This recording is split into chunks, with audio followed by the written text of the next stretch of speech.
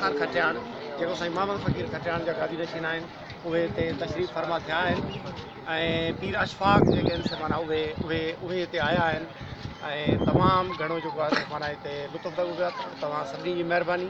ख़ासि तौर ते सिंध TV वारनि जी महिरबानी जो हिते तव्हां कई आहियो ऐं हीउ हिकिड़ी सुठो हिकिड़ो एंटरटेनमेंट जो ऐं हिकिड़ो सुफ़ियाना रंग आहे जंहिंमें मुलायत खां थोरो हटी करे कुझु ग़रीब आम माण्हू खे कुझु को इन जो हथ जो गिरह मिले थो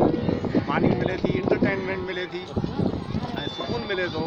ऐं तव्हां सभिनी जी तमामु घणी महिरबानी साईं वारनि जी महिरबानी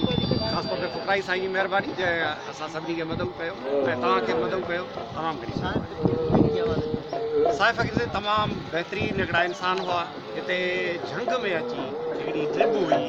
ड्रिब में अची तव्हां ॾिसो त हिते को वेझो शहर कोन्हे हिते ड्रिब में अची पंहिंजो मुसकन कयो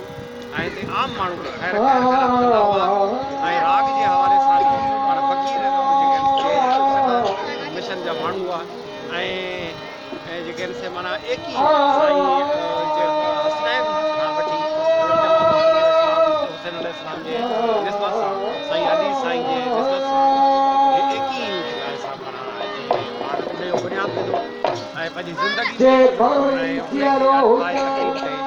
तक़रीबन फ़ुक़राई साहिबु पहुचायो आहे फ़ुक़राई साहिबु हिते पर वॾे में वॾो शाइर आहे शाइरी कई अथसि अलाह साईं खे अलाह साईं खे ॾींदो सदाकत ॾींदो ऐं वधीक पाण महफ़िलूं मचाईंदो ऐं असीं सभु शुक्रगुज़ार आहियूं